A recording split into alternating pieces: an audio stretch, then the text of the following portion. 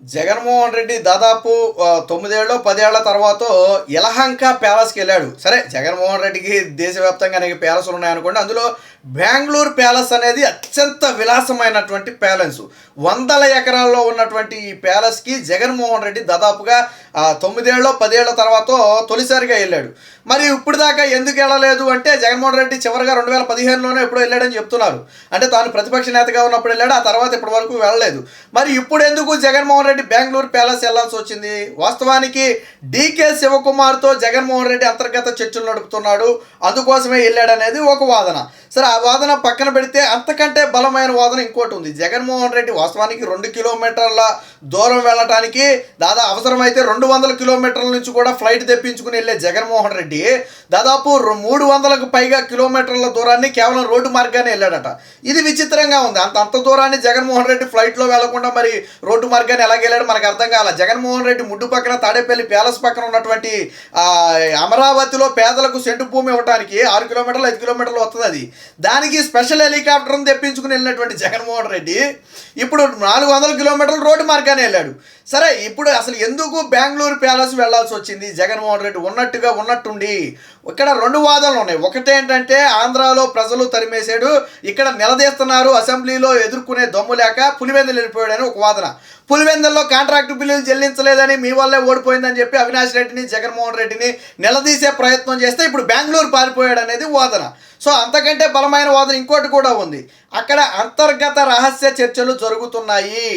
ఆర్థిక లావాదేవీలకి సంబంధించి జరిగినటువంటి విషయాలు ఏవైతే ఉన్నాయో వాటి మొత్తాన్ని కూడా బెంగుళూరు ప్యాలెస్లో చర్చించడానికి జగన్మోహన్ రెడ్డి అక్కడికి వెళ్ళినట్టుగా తెలుస్తుంది. వెనకుమాల నిన్న ఈ రోజుల్లో దాదాపుగా ఒక 10 మంది కీలక వైసీపీ నేతలను జగన్మోహన్ రెడ్డి బెంగుళూరు ప్యాలెస్కు రప్పించుకున్నట్టుగా కూడా సమాచారం. ముఖ్యంగా పెద్దిరెడ్డి, అవినాష్ రెడ్డి లాంటి వాళ్ళందరూ కూడా ఈ వెళ్ళిన వాళ్ళలో ఉన్నారనేది ఒక వాదన. అయితే వాస్తవానికి అవినాష్ రెడ్డికి, పెద్దిరెడ్డికి మధ్య ఆర్థిక లావాదేవీల విషయంలో కొద్దిగా మనస్పర్ధలు వచ్చాయి.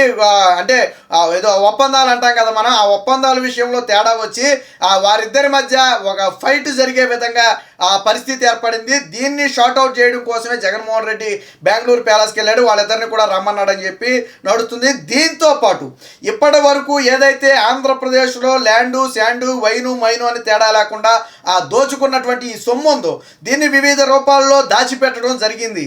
ఈ మొత్తాన్ని కూడా ఎలా దేశం దాటించాలి, లేకపోతే ఈ మొత్తాన్ని కూడా ఏ విధంగా పంపిణీ చేయాలి, ఇవన్నీ కూడా ఎక్కడ దాయాలి, ఈ లెక్కలు బయటకు రాకుండా ఏం చేయాలనే విషయం మీద చర్చించడానికి బెంగుళూరు వెళ్ళినట్టుగా తెలుస్తుంది. చాలామందికి అనుమానం రావచ్చు, ఇవి చర్చించాలంటే బెంగుళూరు వెళ్ళాలా, తాడేపల్లిలో కూడా చర్చించవచ్చు కదా అని. జగన్మోహన్ రెడ్డికి అభద్రతా భావం ఎక్కువ. తాను ముఖ్యమంత్రిగా ఉన్నప్పుడే ఆఫీసుల్లో మాట్లాడాల్సిన విషయాలను ఇంటికి పిలిపించుకుని మాట్లాడుకున్నాడు. ఇప్పుడు ప్రభుత్వాలు మారిన నేపథ్యంలో ఇంట్లో ఉన్నా కానీ తనకు భయమే.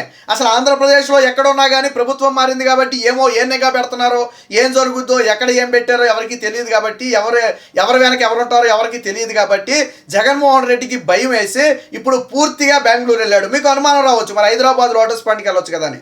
వాస్తవానికి అక్కడ కూడా వెళ్ళొచ్చు, కానీ అక్కడ రేవంత్ రెడ్డి ప్రభుత్వం ఉంది. పోనీ అదే కేసీఆర్ ప్రభుత్వం ఉంటే జగన్మోహన్ రెడ్డి ధైర్యంగా ఇక్కడ పక్కనే లోటస్ పాయింట్కి వెళ్ళేవాడు హైదరాబాద్లో. అక్కడేమో రేవంత్ రెడ్డి ప్రభుత్వం ఉంది.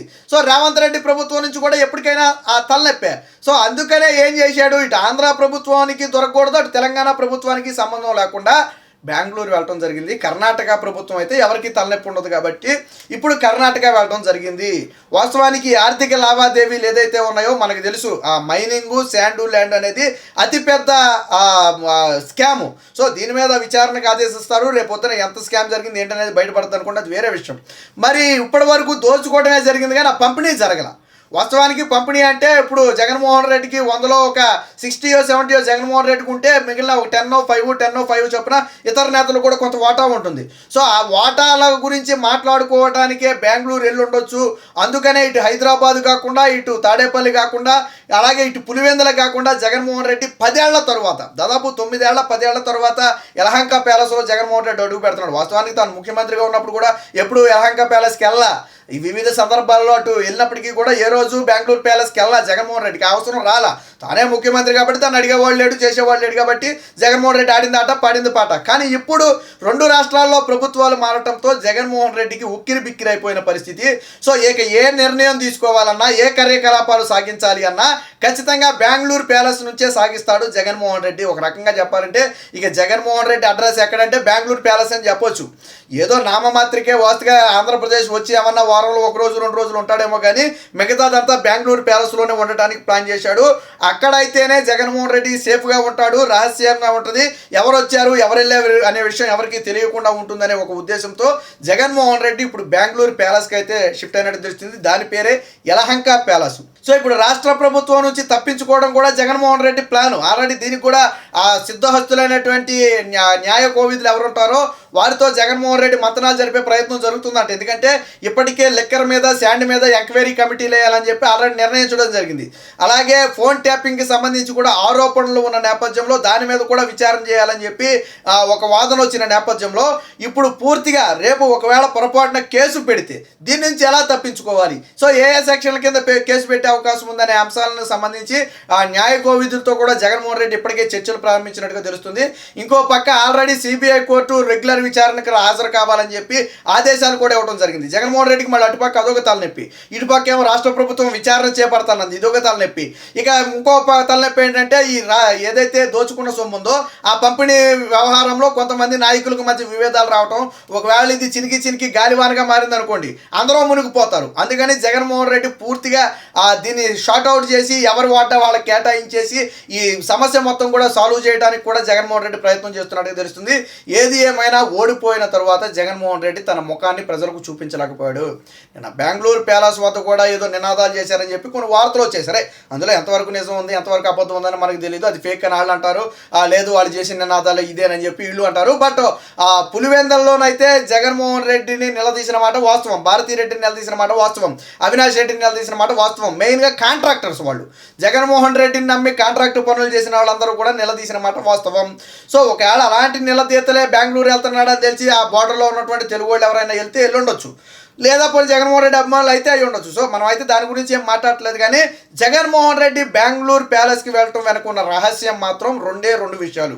ఒకటి, ఆర్థిక లావాదేవీల మధ్య వచ్చినటువంటి విభేదాలను పరిష్కరించుకోవటం, ఈ దాచుకున్నది మొత్తం కూడా ఏ విధంగా రాష్ట్రాన్ని దేశాన్ని దాటించాలి, ఏ విధంగా అధికారులకు విచారణ అధికారులకు దొరకకుండా చేయాలి, ఏ విధంగా వెళితే సిబిఐ ఎంక్వైరీ కేసినా కానీ మనకి ఇబ్బంది లేకుండా ఉంటుందనే విషయాల మీద చర్చించడం కోసం న్యాయ నిపుణులతో పాటు జగన్మోహన్ రెడ్డికి పెద్దిరెడ్డి రామచంద్రారెడ్డి, సజ్జల రామకృష్ణారెడ్డి, వైవి సుబ్బారెడ్డి, విజయసాయి రెడ్డి లాంటి కొంతమంది కీలక నేతలు ఉన్నారు. సో అన్ని వ్యాపారాల్లో కూడా ప్రధాన సింహభాగం వీళ్ళకే ఉంటుంది. జగన్మోహన్ రెడ్డి వాటాతో పాటు వీళ్ళకు కూడా ఆయా విభాగాల్లో కొంత వాటా ఉంటుంది. సో వీటన్నిటినీ కూడా సెటిల్ చేసుకోవడానికే ఈరోజు బెంగళూరు ప్యాలెస్కు వెళ్ళాడు అనేది ప్రధానంగా వినిపిస్తున్నటువంటి వాదన. సో ఎందుకంటే అక్కడ ఆల్రెడీ ప్రభుత్వం వేరే ఉంది కాబట్టి, అంటే ఇటు రేవంత్ రెడ్డి కాదు అటు చంద్రబాబు కాకుండా వేరే ఎవరైనా పెద్దగా జగన్మోహన్ రెడ్డికి ఇబ్బంది ఉండకపోవచ్చు.